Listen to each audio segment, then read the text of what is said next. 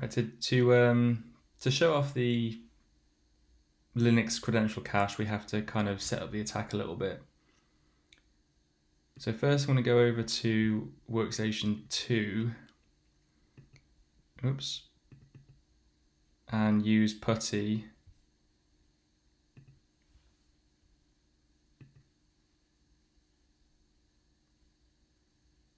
to SSH into Nix1. I'm going to do it as jking.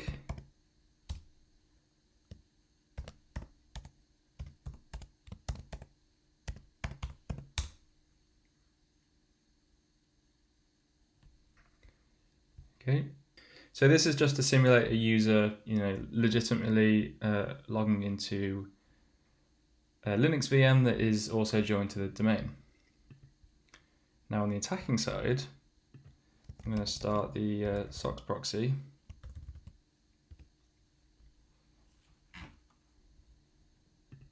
And then I'm going to proxy chains SSH with the SVC Oracle account that we compromised earlier on to SSH into the same box. So 10.10.17.12 is the Nix1 box.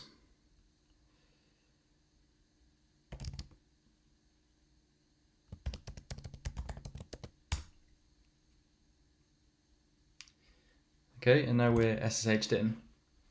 So if we go to the temp directory, we can see these, the Kerberos cache files. This one is obviously ours because we just logged in, and this one is jking's that we just logged in from workstation 2. So this is the file that we want.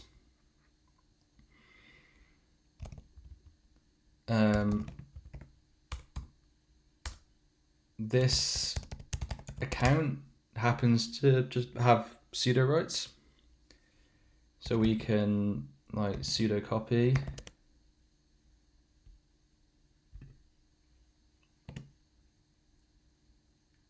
to our home directory or our current directory. Okay, now we just need to change the permissions on it a little bit to give us write access or give us read access to download it.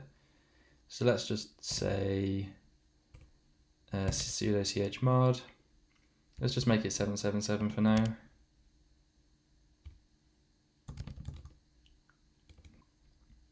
And then let's just quickly open a new window. So let's do proxy chains, SCP, SVC Oracle at 10.10.17.12 colon and the path.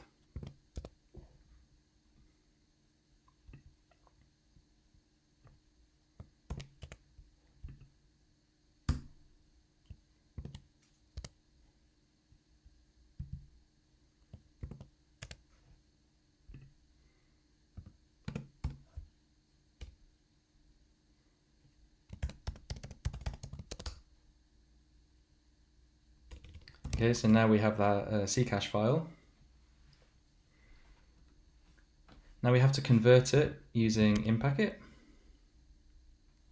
So that's inpacket ticket converter. And let's call it jking.kirby.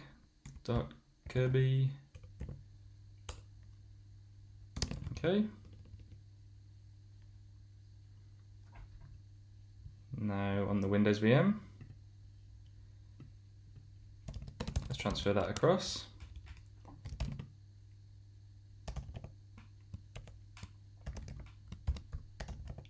Root jking.kirby to my desktop. And then if we try to ls serve 2, it should fail because bfarmer is not a local admin there, but jking is. So then let's make that token dev jking fake pass. and then Kerberos ticket use.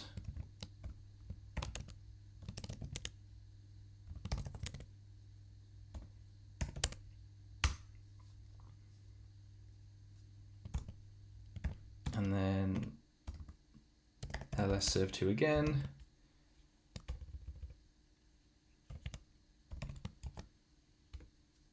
Works.